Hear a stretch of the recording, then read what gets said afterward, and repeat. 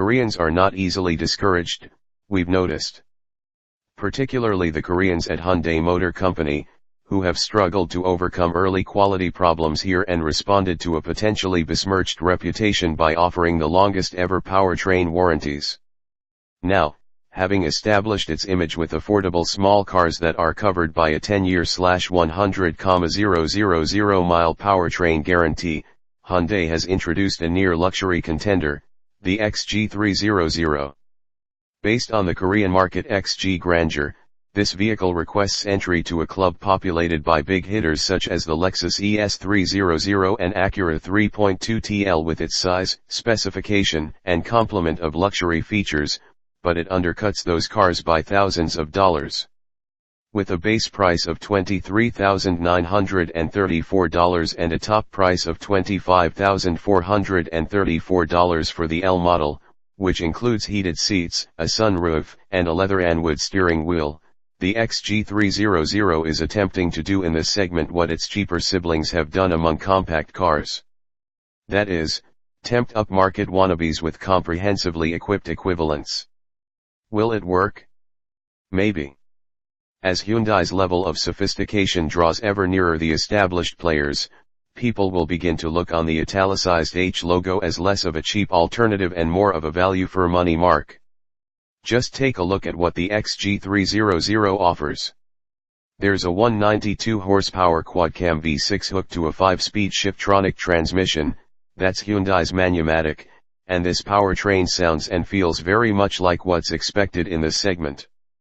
Okay, the performance numbers turned in by our prototype test car weren't that impressive. The car took 9.3 seconds to hit 60 miles per hour and 17.1 seconds to cover the quarter, right about where the big SUVs run, but the real-world performance feels much better than the numbers suggest.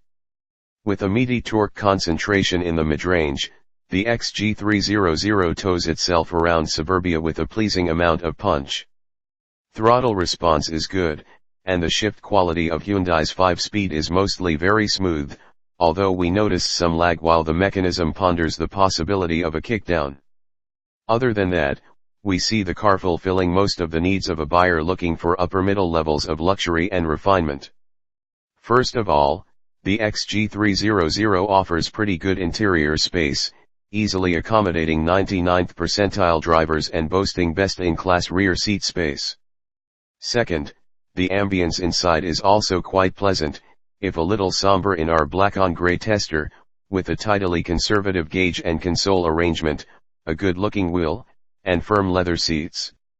The interior has all the gadgetry demanded by the segment, such as fully automatic climate control, cruise control, keyless entry, a CD player, dual front and side airbags, with passenger presence detection, front seat belts with pretensioners and force limiters, a trip computer, power adjustable front seats, and other features too numerous to list. As befits a pretender to the near luxury class, the Xg300 has some thoughtful touches, a cover for the front cup holders, a dual-level console storage box, and a coin drawer that deploys below the climate control panel with appropriate hydraulically damped hauteur.